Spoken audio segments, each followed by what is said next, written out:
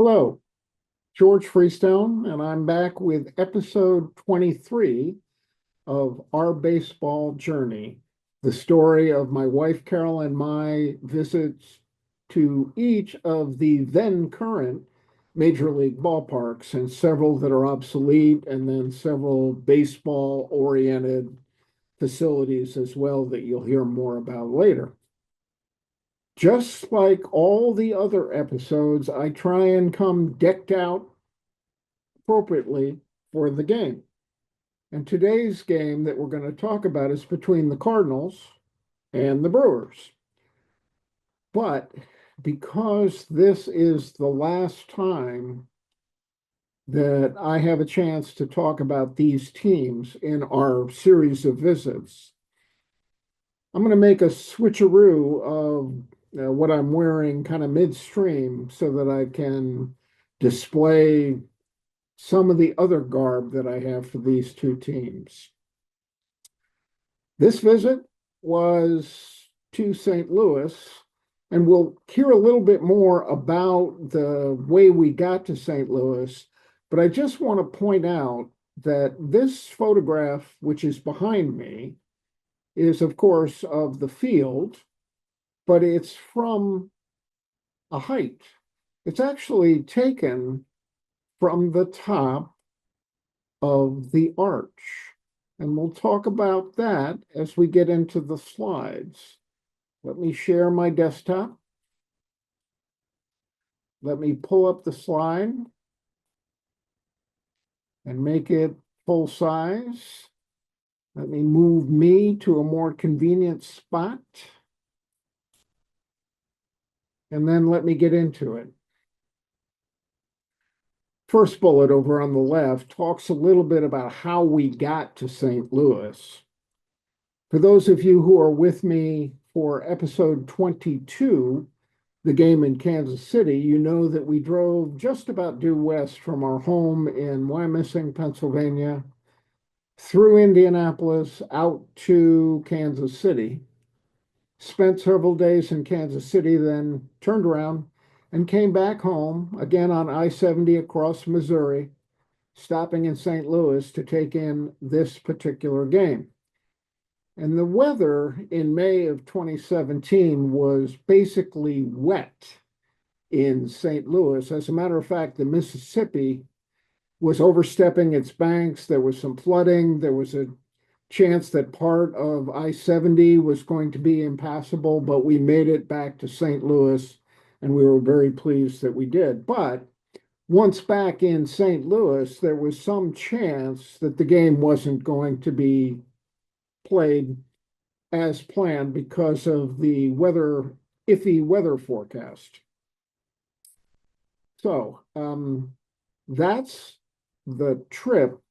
After we left St. Louis and the game, as the first bullet said, we diverted to Cleveland because we wanted to take in another visit to the Rock and Roll Hall of Fame. There's the iconic structure, which actually is being upgraded and enhanced as we speak. So there's going to be a larger facility shortly. And the first bullet over there says the Hall of Fame and the brick.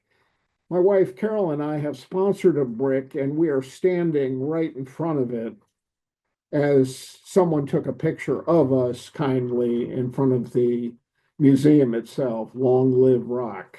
There you go. So let me talk a little bit about the game, but start with, again, this picture, which is the same picture as my background in Zoom. You can see it's taken from the height of the top of the arch. And here's the arch. Here as well from the ballpark, you have a nice view of the arch. We ate at a restaurant where in the backdrop there was the arch. This is from Union Station. It's a view of the arch as well. But in order to get this particular picture, we actually took a very small car. It's probably not appropriate to call it a train, but There's a rail that takes the cars up to the top where you can get out, and there are some cutouts at the top of the arch where you can kind of lean over and take pictures of the countryside, either looking west, as this is, or looking east as well. And there are photographs in this particular photo album right here that include many photos taken from the top, showing you the windows that are in top of the arch as well. So a beautiful view of the ballpark. But as you can see, even on the day that we took the ride to the top of the arch, it was wet and they were protecting the infield here. There was some doubt whether or not we were going to be able to get the game in. And originally, the game between the Brewers and the Cardinals that we were set for was set for a day game, but they actually pushed the game to be a night game to take advantage of supposedly improved weather. Now, it was still wet that evening. You can see both myself here and Carol there with rain gear, but they did get all 9 innings in, and it was quite a slugfest. The final score of the game, which is evident here, 5-4, you can get to a box score just by clicking anywhere in this white space of the slides, and it'll take you to a very detailed box score. There were 25 hits in this particular game. Brewers had 15 of them. Cardinals, of course, then had 10. And so there was quite an offensive display. And Molina, the catcher for the Cardinals, went 2 for 4 and had 2 walks as well. So he had quite a nice day as well. But in the end, the Cardinals lost the game, and you can see more about that if you go and check out the box score. I have several photographs, as we had very nice seats for the game here, um, in this particular slide. And also, I think that's Mr. Molina up there as well.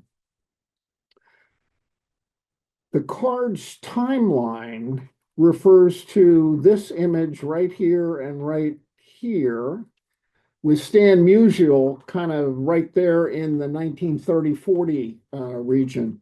But it's a nice way to learn a little bit about the storied history of the Cardinals. And with that, I'm going to take a little break and do the switcheroo on the garb.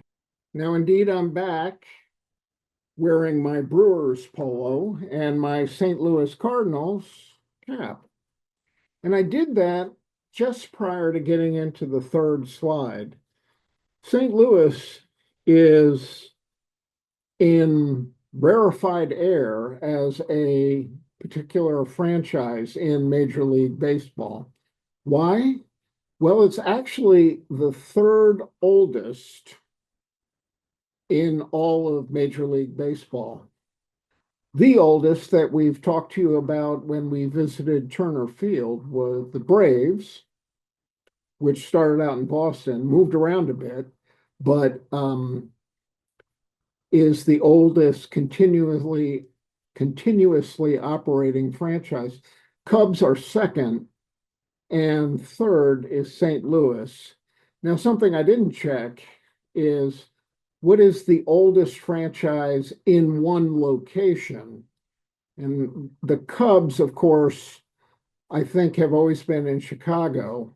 And so St. Louis, I believe, has always been the Cardinals as well. So they may be second in that particular ranking. Interestingly, in terms of performance, they have the second largest number of World Series wins.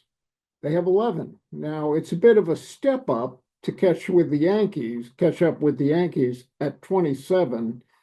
And then the Red Sox, interestingly, and the A's, which started life in Philadelphia and eventually moved out to Oakland and now are headed towards Las Vegas, are tied for nine each World Series wins. Now I'm going to talk a little bit about some of the things that we did in the city, but only after mentioning we got another one of our certificates here. You can see both of them in the photo album. The first time visit to Busch Stadium. We got those at a couple other ballparks as well, but very nicely done here for the St. Louis game. Now, we have visited a number of churches, cathedrals, chapels, and basilicas on our visits to these different major league ballpark cities. I'm pretty sure that this was our first basilica. Now, what is a basilica and why is it named that way? Well, a basilica is named by the Pope. It's a Catholic church that is designated for celebrations and notable events by the Pope. And there are both major and minor basilicas. There are only four major basilicas, and the Pope has kept them very close to home. They're all in Rome. There are a large number of minor basilicas, one of which is the Cathedral Basilica of St. Louis that my wife Carol and I visited. You can see the outside here. Here's a shot on the inside, and there may be more on this slide, but I don't see any right now. But we did check that out, and we enjoyed it. Well, here's another one. I guess outside, a statue outside the basilica with my wife Carol standing next to the statue. So the name that basilica is the Cathedral Basilica of St. Louis. Now, what is a cathedral, you ask? Well, a cathedral, again, is a special kind of a church, but it's a church where there is a honcho. In the Catholic Church, a bishop would be at a particular cathedral. And so this facility that we toured is both a cathedral and a basilica. Now, lots of fun things to do in St. Louis. I have a church buddy that is an avid Cardinals fan. He'll be proud of me with all my St. Louis Cardinals gear, but he calls St. Louis Mecca. And I think when I last told him what I was going to be doing for this particular episode, his response was, we're going to have to get back out to St. Louis soon. But lots of things to do in St. Louis. And as this particular slide says, there's the arch, of course, which is there as a gateway to westward expansion of the United States. And it was quite a construction project. There are pictures that describe that, again, in the album that is labeled here as a hyperlink. Other things that are in St. Louis, there is the National Blues Museum right here, which Carol and I checked out. One of the weirdest or most unusual and esoteric museums that we ran into is the City Museum. And here's the label for that. It has a school bus hanging out over the edge of the building. It has a praying mantis as part of it. It has a pterodactyl coming at you inside the facility as well. So all kinds of unusual stuff at that particular city museum. The Scotts, that refers to Dred Scott and his wife, and her name escapes me right now. But I think in the late 1850s, it might have been 1859, there was a Supreme Court case about whether or not Dred Scott was a free man in Missouri, and very, I'll say, disappointing Supreme Court decision in that particular case. And these statues of Dred Scott and his wife are very close to this particular area of the arch. And so this is looking west, east is looking through the arch, and the Dred Scott statues are right here. St. Louis was the site of the 1904 World's Fair. We took a bus ride, one of those tour bus rides around the city, and saw that particular site as well. And I talk about statues a lot at these ballparks. Well, just as I talked about the Jimi Hendrix statue in St. Louis, in Seattle, in St. Louis, the man is Chuck Berry, and there indeed is Chuck, the statue that is a tribute to Chuck Berry.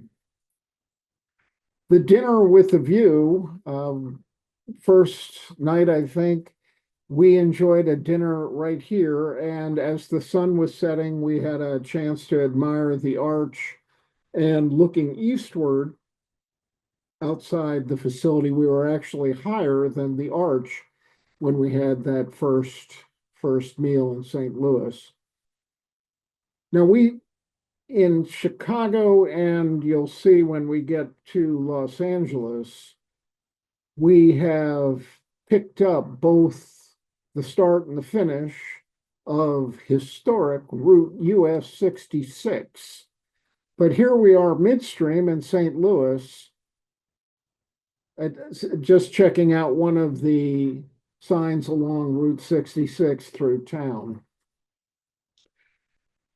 Many of these towns have a iconic train station as well. Many of them are named Union Station, and the 20th Century Limited refers to this model railway. You can see the very tail end of the car. The 20th Century Limited really never ran to St. Louis. My understanding is it ran from New York to Chicago, but there was a model train as well as many other train-oriented pieces of artwork inside Union Station. And this is Union Station from the outside right there.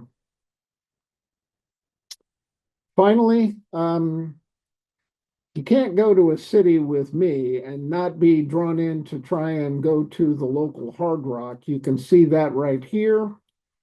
And I think this garb is from the Hard Rock Cafe as well that we had a meal at. So we had a very enjoyable visit to St. Louis. We then departed St. Louis and headed towards Cleveland. There are pictures from the Rock and Roll Hall of Fame also in this particular photo album. And I think that's just about it for episode 23. Episode 24 is coming up. That's going to come to you from Minnesota, from Minneapolis. And there we saw a major league record broken. So please stay tuned for that coming up in our next episode. Thank you again for your attention.